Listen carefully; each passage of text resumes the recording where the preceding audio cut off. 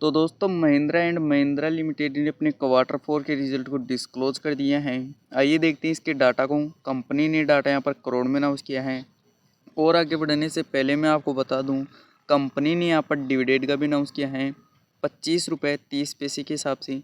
अब बढ़ते हैं आगे और बात कर लेते हैं कंपनी के रेवेन्यू के बारे में। तो कंपनी का पिछले क्वार्टर में 30,538 करोड़ का रेवेन्यू रिप्रेजेंट किया था ऑपरेशन के थ्रू। और अगर हम पिछले क्वार्टर 4 की बात करें तो उसमें कंपनी ने 25,182 करोड़ का। और जब आपकी बात करते हैं तो कंपनी का रेवेन्यू 31,353 करोड़ का में देखने को मिला है।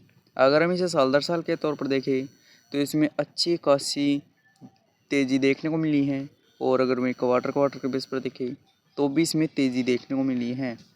अब बढ़ते हैं आगे और बात कर लेते हैं कंपनी के खर्चे के बारे में।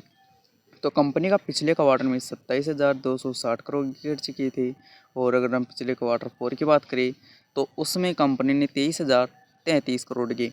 और जब आपकी बात करते हैं तो कंपनी के खर्चे 28,776 करोड़ के में देखने को मिले हैं।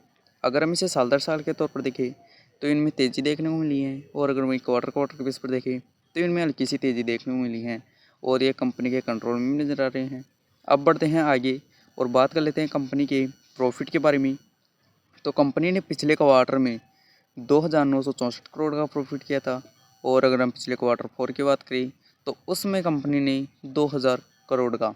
और जब आपकी बात करते हैं तो कंपनी का प्रॉफिट बढ़कर 2,437 करोड़ का में देखने को मिला है।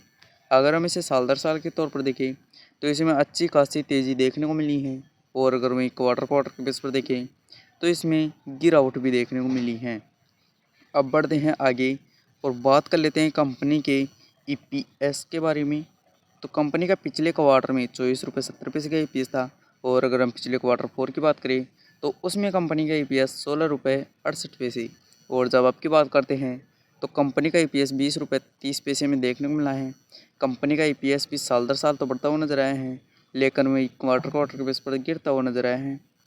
वैसे कंपनी के यहाँ पर नंबरों की अगर हम बात करते हैं तो कंपनी के नंबर में कुछ ज़्यादा खास देखने को नहीं मिले। हालांकि कंपनी का रेवेन्यू में बढ़ता हुआ नज़र आया है। और अगर कंपनी के खर्चे देखें तो कंपनी के खर्चे ऑलमोस्ट कंपनी के कंट्रोल में ही नज़र आ रहे हैं। और अगर ये इस क्वार्टर कंपनी का प्रॉफिट देखें तो कंपनी का प्रॉफिट पिछले क्वार्टर 4 के मुकाबले तो बढ़ता हुआ नज़र आया है अच्छा खासा। और अगर मैं क्वार्टर के बेसिस पर देखें तो गिरता हुआ भी नज़र आया है। वैसे अगर आपको वीडियो पसंद आई हो तो लाइक करें, साथ ही में चैनल को सब्सक्राइब करें। धन्यवाद।